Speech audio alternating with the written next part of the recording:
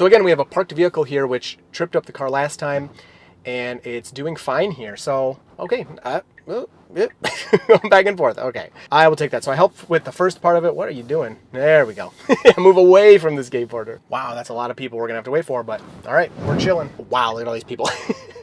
And look at the display. Man, there's people everywhere. Stopped at crosswalk. Use accelerator or gears. Oh, so it's not gonna go. I need to assist it here.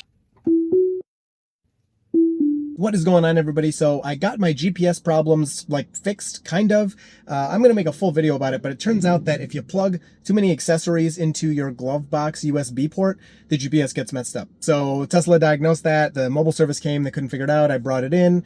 Tesla ended up unplugging everything and saying like, hey, your GPS is fine. And then they plugged everything back in. They're like, your GPS is not fine. And I did some more testing.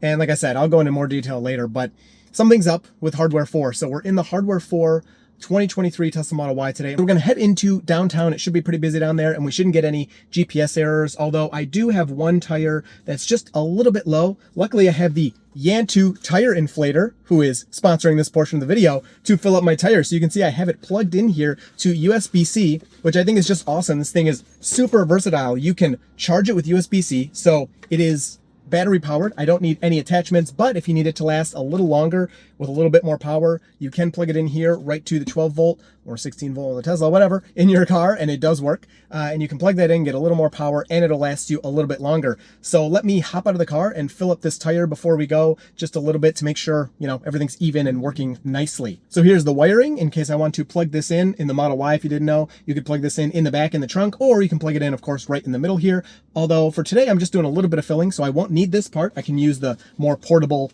setup here and have just this. All right, excuse the noise. We are out here in the real world, but all I got to do is turn that on, and you can see right now the tire's at 37.5, and you can set it to, this is Tesla standard, but I'm going to keep it the same as my other tires. So I'm going to go down here to 40, and we're just going to hit go, and this will automatically set my tire to 40 PSI without me having to do anything. Boom, we're at 40 PSI. That was really fast. Now I can put it away, and it's ready anytime I need it. Here's the whole package put away. I'm gonna store this in the car. Check out the link below if you need a tire inflator for your Tesla or obviously any car.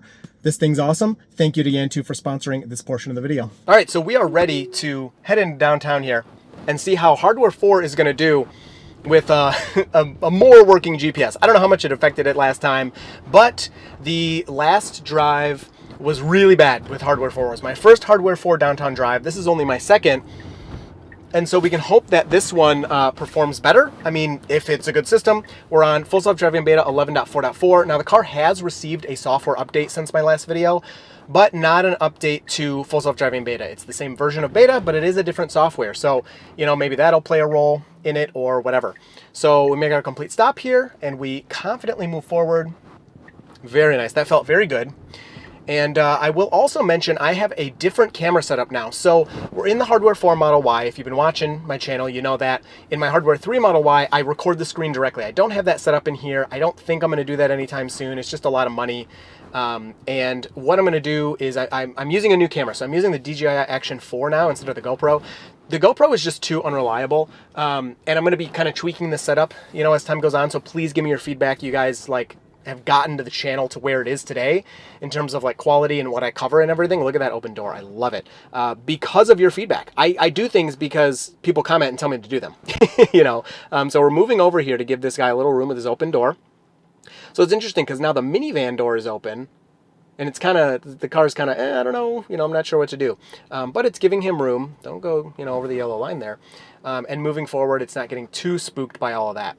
So again, we have a parked vehicle here, which tripped up the car last time, and it's doing fine here. So, okay, back and forth. Okay, I don't know why you're in the left turn lane now, and stopping a little too far back. So the car is deciding if it's going to go straight or turn left. So since it's in the left turn lane, it should probably make the left turn, but it may go forward. So you are pretty clear. Yeah, so it's going to go for the left since it got in the left turn lane. So that's one of those NHTSA kind of things so it's timid, but hey, it is moving through. One of the NHTSA things is if it's in the wrong lane, it needs to do what the lane is telling it. It can't get into a left turn lane and then go straight, which, you know what, I kind of agree with because that's kind of crazy. And overall, this is not going to change us too much here. So A lot of braking. There's plenty of room there. The car didn't need a brake for that, but whatever. Not that big of a deal in my opinion. Overall, the drive is not very comfortable so far, although the car is moving forward just very slowly. So we'll get the red here and probably wait. Yep, so it started to go and then saw pedestrians and decided we will wait for them. So we can turn right on red and it looks like the car wants to do that as long as it does it. And now that it's moved out, why are you stopping? He's not moving. It's scared of this person to the right, but he's not moving. So, and I'm also noticing if you look at the path, hopefully the camera quality is good enough. I did up it to 60 frames per second. I think that's going to make it look a lot better. Oh, hard braking there. Man, come on. I don't even have a report button anymore on this car. If you look at the path is kind of going all over the place. So we make a complete stop. It's completely clear. Just sail through. Thank you. Nice and smooth. So these stop signs are usually pretty busy. We're going to go to the second one. Yep, up there. So that's one we've done a lot in the past and has been difficult for the car. So I'm glad that we're going to this stop sign because these in the past, there are three stop signs in a row. This is the second. These have all used to be really challenging, and then the car kind of mastered them. So I'd love to see if it's still, like now that we're on hardware 4 and all this stuff, it's still going to do a good job. So confidently moves through there. Nope. Then hits the brake. Man. All right, so we'll stop here. And the person across from us, I'm pretty sure, was at their stop sign first. We could go because there's a pedestrian in their way. And now there's not. So we'll wait for them, and then I would go directly after them. There's no pedestrians. Nice, keep moving, keep moving. See, it's getting scared of this person across from us. All right, so, I mean, real slow, real slow. Again, nothing dangerous, but just kind of weird, kind of awkward. You could see the person across from me started to move because they're like, okay, this guy's not going to go, I'm going to go. Especially in a downtown scenario, that's what you do. If nobody's moving, you just go. But the car is being timid there. So give me a gentle stop here. There we go. Perfect. That is what we need. No hard braking. Complete stop and go. Why are you not moving? There's literally nothing happening. Oh my goodness. So we got our 0 and we're waiting for the traffic down that way. Now, in terms of how the car sees that oncoming traffic, it might just be in my head, but I really feel that hardware 4 does see farther down the road. Just from, what are you dinging about? You letting me know you're going? That'd be cool. Just from what I've experienced so far, driving this hardware 4 car around and using beta versus my hardware 3 car, it does seem it's seeing cars farther down the road. I could totally be making that up, but that's kind of what my experience is telling me so far.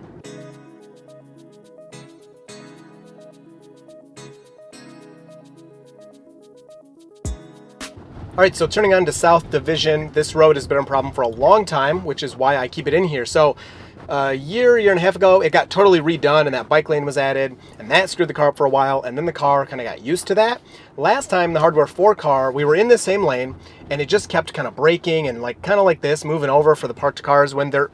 It's tight, don't get me wrong, it's very tight, but there is room. And some people actually kind of, disagreed with me in the comments. They were like, yo, the car, it looks like those cars could be pulling out or they're really close to the road. So maybe I was too hard on beta.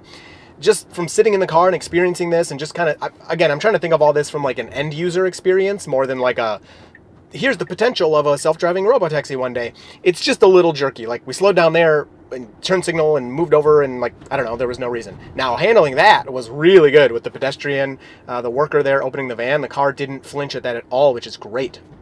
Of course, it was watching them. It was ready if he kept moving towards us, but it didn't slam the brakes. It didn't really do anything bad. So far, this drive down this stretch of road feels much better than before. Now, this guy almost looks like he's going to walk right in front of us, and the car handles that. So moving over a bit. See, that car's sticking out, but again, in my opinion, maybe I'm being too picky. We moved a little too far over. Not a big deal.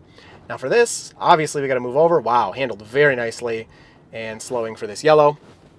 So yeah, so far this stretch of road feels much better than last time. All right, so moving into our left turn lane here. This left turn used to be a big problem. The car would try to drive on the wrong side of the road, but it's been doing well for a while. Slowing for this pedestrian, I think the braking was a little too hard, but we did wait for him. Now it's clear to go, so you should finish up. So yeah, a lot of the acceleration stuff's a little too timid, but that left turn was handled very well. Besides, number 1, a little too hard of braking, not the end of the world, because there was a pedestrian to stop for, and number 2, let's move it along as soon as there's, you know, room to do so. Let's do it. And here again, it seems like it's waiting too long for the pedestrians, and it's kind of a weird legal thing because if a pedestrian's in the crosswalk anywhere, at least for Ann Arbor and you know what we're doing here, you have to wait for them to be out of the crosswalk. I don't care if they're walking that way and they're all the way on the other side of the street. Legally, technically, now would a cop actually get you? Blah blah blah. Probably not. But it's just, you know, legally the way it's supposed to be. So making a right on red there. Nice job. Keeping away from this pedestrian stepping out of her car. Very good. That's one of my favorite things, how the car can always look in all directions. It was looking to the left to make that right turn, but also looking to the right at the exact same time to, is that person taking a picture of me or what? To, you know, make sure we don't run into anybody. So I'm sure we'll wait for this dude here. Yep, he turns blue, which means we're yielding to him. And then another person turns blue as they're walking in front of us. Very good. That sandwich looks awesome. I want to eat that. And now it's clear. So boom, this was perfect. See, as soon as he got out of our way, we moved through this turn. Now, this right turn has been a problem. It used to be, oh, sorry, I didn't set our new destination. No one's behind me. Let's see if I can edit this before anyone gets behind me. It was just gonna go in that parking lot and I don't wanna do that. Gotta bring my kids here soon. So I'll wait for it to get its new route in. Oh, someone's behind me, so let me start going here. And we need to turn right, so it is handling it correctly this time. So this right turn, they recently painted these bike lanes, and you might get sick of hearing me say the same thing over and over again, but these bike lanes like really screwed up the car, and even now it's like kind of awkwardly pointing to the left a little bit, like we're a little too close to that car next to us. It's just awkward, you know, it's not like technically bad, but I feel like it makes the people around you kind of question like, what's this car gonna do? Do I need to avoid them? Are they stupid? Or, you know, what's going on? This is also a no turn on red, and the car is correctly obeying that.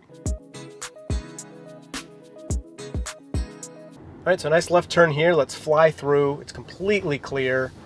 Awesome, feels very good. Uh-oh, don't give that guy a ticket. Come on. Getting a ticket. They didn't pay for their parking. Ah, well, what are you gonna do? So, I'll wait for this. So it used to screw this up. It used to always get in that left turn lane when we needed to go straight here, but it's recently been doing this correctly. So we'll get rid of this one, and this will take us through the difficult part of downtown, which is straight ahead. All right, so I messed it up. It wants to turn left here because of my reroute, so I'm just gonna take over just to force it through this more difficult portion here. And hey, that closed road sign is gone. That's cool. So let's, there we go. This is exactly what I wanted to do. So that was just me taking over to make the route harder.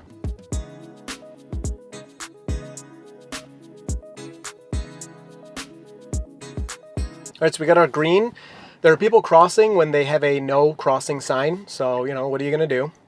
As soon as they're out of the way, car should push through here. Very nice. Very nice. Perfect speed. Not too fast, but also not timid and slow. Ugh, tiny bit of braking there still. The hesitancy is still around. Man, honestly, if the hesitancy wasn't in this drive would be next to perfect.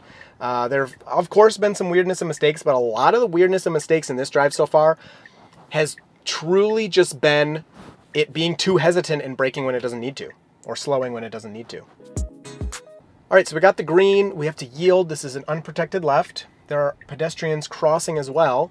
Oh, so she was gonna walk in front. Was she? No, she was not. She has a stop. And we need to turn left here after this truck. So do it. Go. Please. Oh, it's too scared. Are you gonna do it? Don't make me push you. Don't make me. Again, see, it made it through. Just kind of timid. Not bad. I mean, it's not terrible. And again, if you think of it from the perspective of a robotaxi, I don't think we're anywhere near that. But if there was no pedal, no steering wheels, would I even notice that? No, I'd be, you know, posting on X or watching YouTube or something, not kind of critiquing the car. I just want to make sure it's not going crazy, it's not being dangerous, which is definitely not what it was doing in that last intersection. This stop sign has also always been very difficult because so many pedestrians. So you got to push through. And for this one, again, it's all kind of subjective, I guess, but this one, I'd be okay moving up to here-ish and stopping for pedestrians, just so we could kind of start to make that move. But, hey, that was very nicely made. Now, are we going to keep going? Yes, you are. Wow, bold. All right, I'll take it. Slowing down a little bit. So these, again, I think those are crosswalks, but they're not painted. So the car, from the car's perspective, it's not a crosswalk. It's just people randomly crossing the street. And if somebody was to just jump out in front of us and start crossing the street, the car's going to stop. You know, there's no question about that. But it doesn't have the logic of, oh, this is a crosswalk. Maybe I should slow down a little bit and kind of look for that. Whereas as a person, I can see from way far back that people are crossing there. I can see, you know, maybe the concrete looks a little different. So I might be a little more careful in terms of the approach. But in terms of actual people crossing, you know, the car does fine with that. It's very, very, very careful around pedestrians, which is always a good thing. And then another big stream of pedestrians here. We got 2 humans in front of us waiting. So here, I'm not gonna, I mean, I haven't done anything so far. I mean, I did take over to change the route, but I haven't had to help the car yet, I don't think, unless I forgot, which is great. Wow, that's a lot of people we're gonna have to wait for, but all right, we're chilling.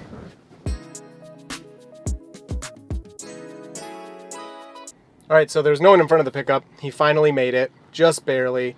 Now, we need to move up more here. This motorcycle, wow, look at that. That's what we need. That was pretty sweet. So Beta is moving up here, but it's not going to push like the pickup did at all. It's just going to sit here and wait for a gap. And the thing, it's stopped at crosswalk. Use accelerator or gears. Oh, so it's not going to go. I need to assist it here. So I'm going to push it just a little bit, just to kind of get our nose in there. And we'll see if it'll continue now. So we got a couple people waiting.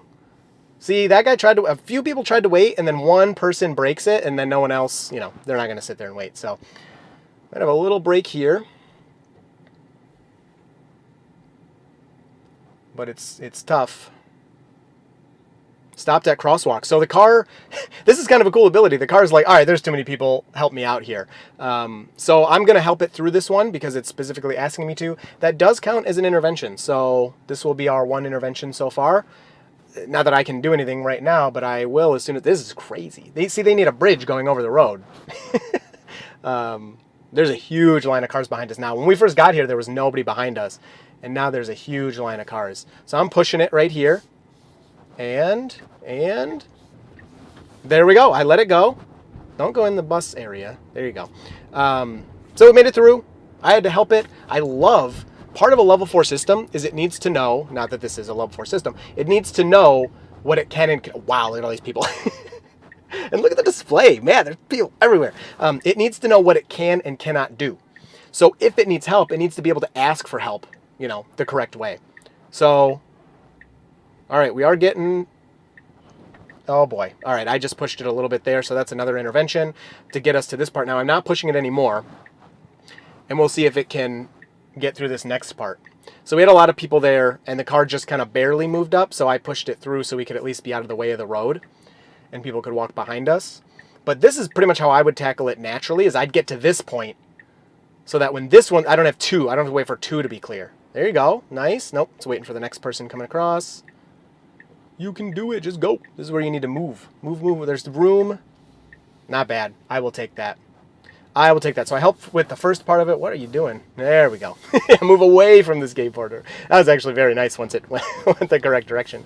Oh, you are scared.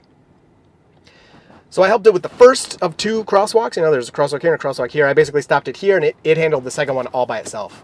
So very nice. So I would count that as 2 interventions. We're going to wait at this crosswalk too, because it sees people walking up to the crosswalk.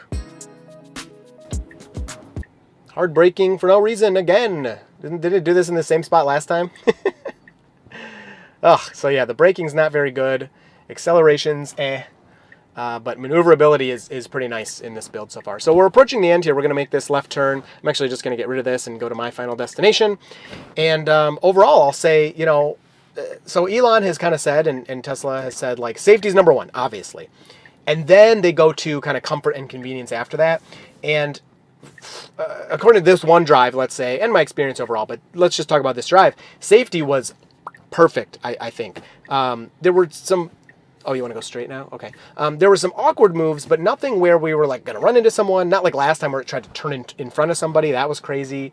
I didn't like that last time. Overall, we just basically experienced like weirdness and too much braking. So, you know, whatever. It was a very impressive drive. I thought this was great. We went 3 miles, that's it. So stats are up. We had 2 interventions right at the end there with all those pedestrians. One, it asked for help, and the other one, I just kind of pushed it through. And no disengagement. So the car, I didn't have to take over at any time. The car was able to handle the whole drive. So overall, I hope you enjoyed this one. I will talk to you down in the comments, and you will see me and Full Self Driving Beta in the next video.